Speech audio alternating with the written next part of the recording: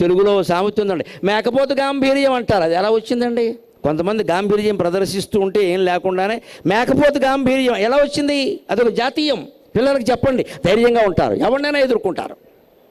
ఒక మేక అడవిలో తిరుగుతోంది. మేక గడ్డ ఉంటుంది కదా. ఒక సింహం ఎదురైంది.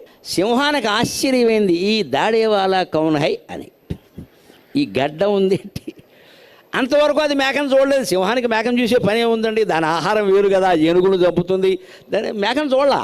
అందుకని అది ఏ దాడేవాలా కౌన్ హై, గడ్డం వాటి గడ్డం అని. ఎవరు నువ్వు, గడ్డం ఎందుకు పెంచావంది. దానికి వణుకొచ్చింది, సింహం చంపేస్తుంది. కానీ వెంటనే అంది, ఓహో గడ్డం ఎందుకు పెంచావని అడుగుతోందంటే ఈ వెర్రి మొహానికి మేక గడ్డ ఉంటుందనే విషయం తెలియదు అనమాట. అది పాయింట్. ఇది ఆర్టిఫిషియల్ ఇంటెలిజెన్స్ రాదు, మెదడు వల్ల వస్తుంది ఇది. వెంటనే ఇది ఏముందో తెలుసా, నేను ఒక ప్రతిజ్ఞ